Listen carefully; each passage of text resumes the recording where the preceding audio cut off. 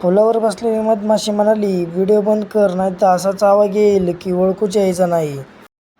तर आज माझ्या दिवसाची सुरुवात उगवलेल्या सूर्याला पाहूनच झाली.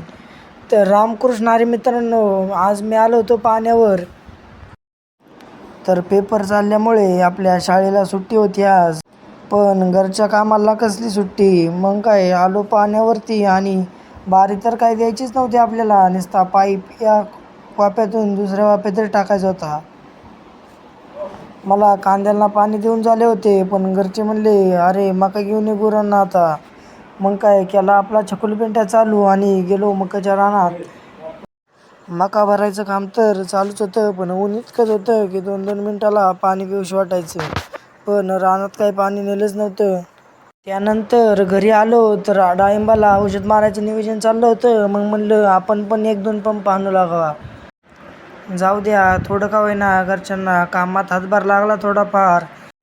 आता मी औषध मारतोय, तोपर्यंत सबस्क्राईब करून घ्या.